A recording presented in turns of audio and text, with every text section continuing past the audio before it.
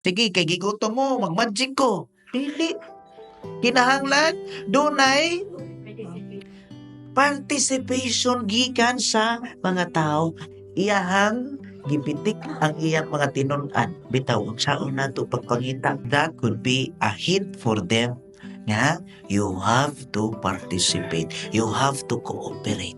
Nga usahay kita, murag wa man takakuha. Mao ni pagsaulog gani santos nga misa, kasagaran nato dinhi, mahulog bukat magkaayo sinsiyo raman. What is this for us? Kung inyong halat nga to sa Dios, bahalag piso ra na siya. Kung kinasing-kasing, dubleho na sa Dios. Sobra pas duble, 100-fold. That is biblical. Pero problema nyo, piso raman yun yung yatag. Kung i-double o i-100-fold niya, 100 na yung dawaton. So, ayaw panukong hatag. Mao na, nag-aabot na mo simbahan. O, ambil kolekta. Balik, i-repeat. So, siyo rason. Kaluoy. No? Ingon pa sila.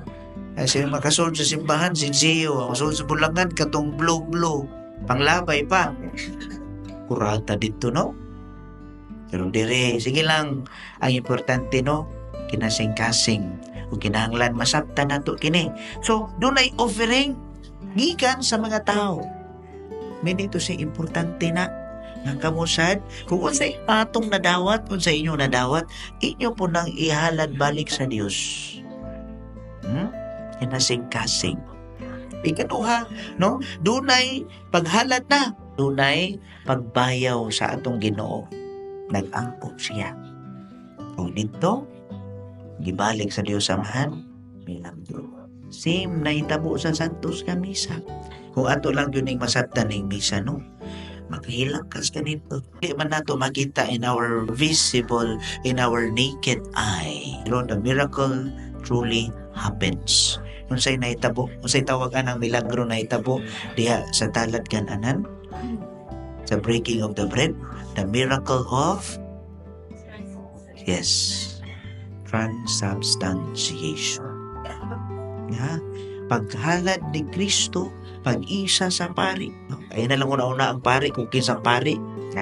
Don't mind the priest. Labaw sa tanan na Ginoo. Isa, halad, pagnaog, nahimo ka na siya. Na mga igsoon. Unsa may nahitabo ni ini atong the miracle of the breaking of the bread, miracle of 5,000. Ang tanang gigutom nakakaon. Ang tanan nakakaon sobra-sobra pamanggani. Mao na igsoon kung ikaw karon kitang tanan gutomon man. Mangita man tag pagkaon.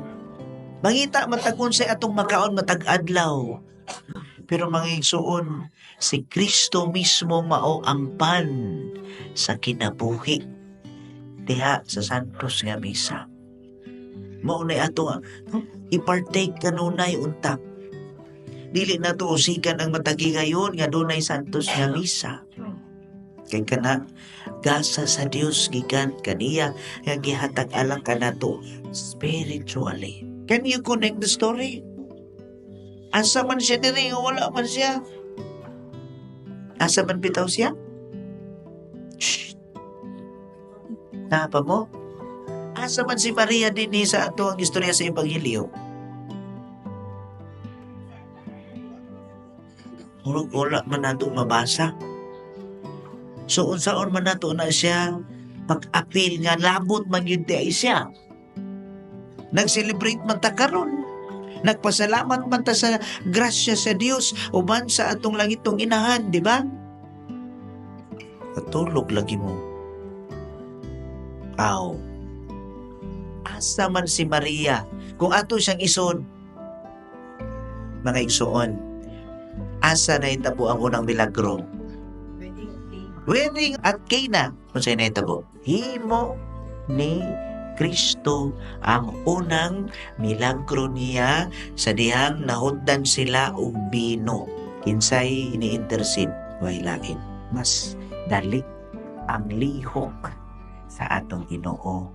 Ilabi na kung si Maria mo'y mulapit sa iyang anak. kung makabsan dagan kita kang Maria, pinaagi kang Maria in Jesus through Mary. Kinsa may wa na kunda nato din eh. Kinsa man wa nato niya ang kaldero. Kinsa man usahay mga estudyante nga usahay hurot na ang ato ang brilliant ideas. Kinsa man ninyo diri wa mahunti o unod pitaka, way pagkaon, way kalinaw, wa tanan asa man ta mangayo. Mangayo tas Ginoo, pwede sa kay ipaagi nato ni Maria. Kana bitong, di ba? You pray for intercession of our dear Mary, our mother. Bahagi ko. Usan sa mga pamilya, bisag sa pamilya. Kamo siguro, mga anak, kita mga anak mo kita, no? Kita mga inahan. Mangayo mo. Asa man mo kung mangayo mo sa inyong inahan. Ang inahan makabaliban ba? Kung magsulti lang inahan o sa ipatiyon ni mo. Kung sa inahan, grabe kaayo. Huwag makalupig. Samot na katulad itong inahan nga si Maria. Inauntunta sa inyo hadiring bahin mga isuon. Mga inahan dire, mga deboto, no, ni Maria, Birhen sa Lourdes. Unta, siya mo imong modelo sa pagkainahan. Puno sa gugma, puno sa pagpaubos. Huwag yun siya daghang kisaw. Huwag yun siya daghang saba. So, balik ta, miracle at the wedding of Cana.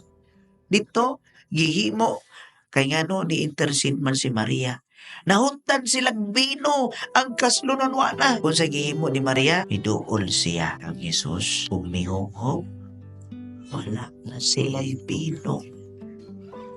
Ang mama sa atong Ginoong Diyos may hangyo siyang anak. Kunya niingon ang Ginoo, wala pa mo abot ang akong panahon. Dili pa unta. Pero kay ikaw may nihangyo nako. Dili jud ko kabaliban. Unang milagro, ting bahaa sa bino dito sa kasal sa Cana, naglipay sila to think ang nakainom. Uy, first class man eh. Wa may makalupig sa kalami. Diba hinom mo? Unsay nahitabo pagkauma-uman sa kasal. Dito si Kristo sa templo. Unsay nahitabo? Nag-wild siya dito kay ngano. Nahubog man siya. Joke. Kumitsyara na. Pero the point is, uban si Maria ang atong inahan diha sa tanan. Kung asa gani ang Ginoo na agyon na ang atong langit ng inahan. So, when we pray, tanan nga atong hangyo sa Ginoo. Dagan yun ang Maria ay suon kung ginaon-unta nga makita nato kung unsa ang iyang role alam sa atong kaluwasan. Na mga igsuon kamo mga deboto din ni sa Birhen sa Lourdes, hinaot-unta tinuuray kita nagsaulog. Dili lang ang physical kapiestahan hadyaka, no, kana siya ang pagkapin na siya alabaw sa tanan nga atong masinanti. Ang tinuod nga paghigugma sa atong Dios, tinuod nga paghigugma sa atong langit ng inahan. Diha ka nato sa matag usa.